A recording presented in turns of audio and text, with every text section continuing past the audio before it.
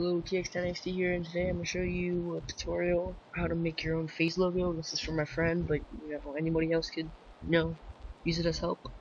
And I'm using Adobe Photoshop CS6. Yeah, this is not a live commentary because if it was, the voice would be off. So what you want to do is hit New and make the width 600 and make the height 500. Hit OK. You can title it if you want, but it doesn't really matter. And what you want to do is, I'm using white because the shadow is going to be black, and if you use a black background you wouldn't see the shadow, so it just look like a like a plain face logo without the shadow. So get a white background, well, whatever, but I'm using white. Make it big.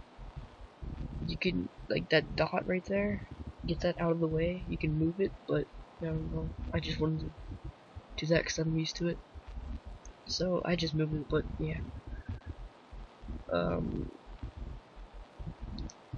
and now what you want to do is just get a plain face logo. I don't know why I named mine Dad. I just typed in 3 random letters so Dad popped up. So yeah, make it, like, I like it fat, that's what she said, but like fat and like sort of big again, that's what she said. And what you want to do is hit that little scissor thing and just zoom in with your mouse and outline the face logo. I did mine pretty fast, which it looked pretty good, but you could do it all neat if you want. And I messed up, so if you want to go back, you can either hit edit and go back, or you can hit Control Alt Z and it'll take you back one. And yeah, alright, so then you just connect it.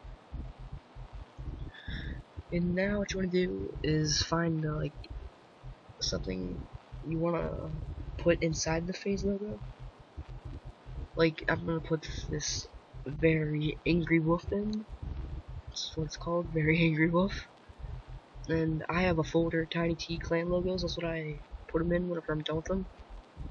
And clan logos and backgrounds. That would kind of be a background, so I'm putting that.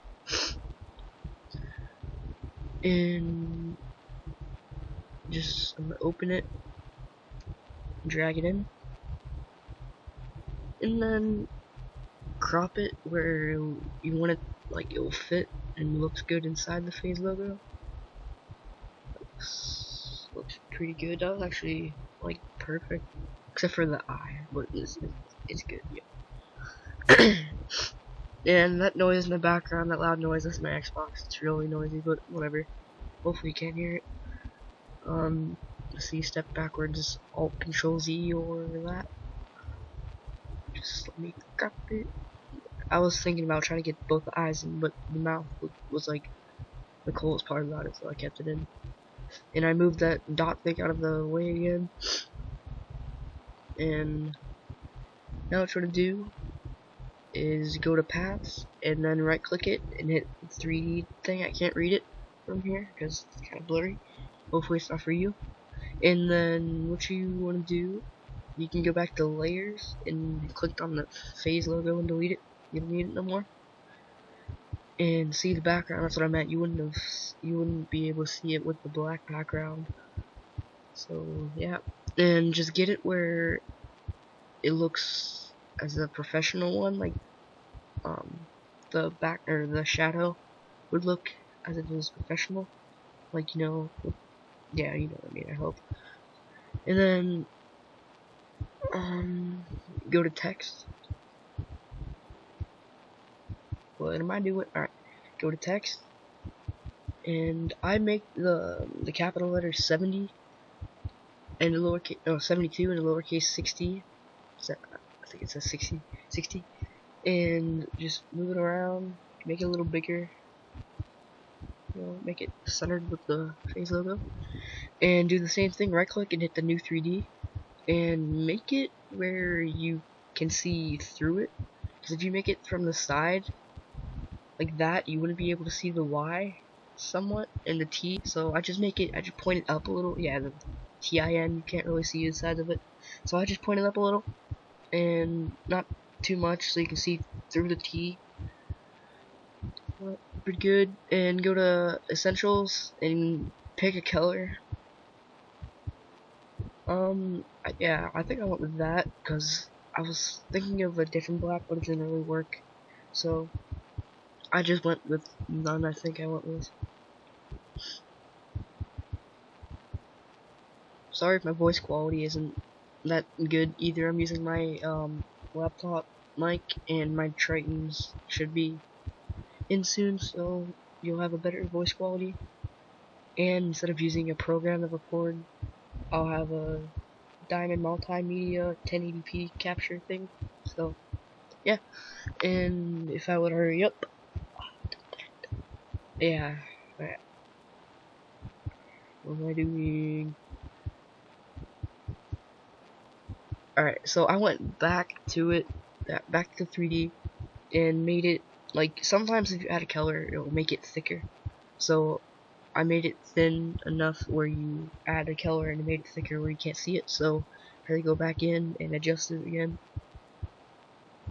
And yeah, now what you want to do is go to your background where none of it's like highlighted or anything and screenshot it. If you don't know how, I'll find a video and put the link in the description on how to screenshot it. And what you want to do, go to paint, hit paste, go to crop a good amount of the background of it where it's in it, and right click and hit crop. Go to file where the thing is, hit save as a JPEG picture or image, whatever it said. I'm gonna go into my Tiny T clan logo since I'm done with it, and it's my Tiny T clan logo. Put in that Tiny T, and then since I have a lot of phase Tiny T's, I just added on what it is. Just Angry Wolf. Save. You can exit out of that. You don't need that. Exit out of that. You don't need that unless you want to go back in it and redo it or whatever. I'm gonna show you what it looks like. It will open. Alright. Loading. Alright, and that's the final finish. You can set it as your background, but it will be a little blurry because it made it a little bigger. But if you put on something else, like your YouTube thing, it wouldn't be as big. Oh, that's my other one, my other wolf. They're like fighting at you or something. And to make it, I just showed you another one I made with it. I like that one better because I made a black background with the black shadow on the phase logo. So yeah, anyways, I hope you guys enjoyed. Thank you for watching, and see ya.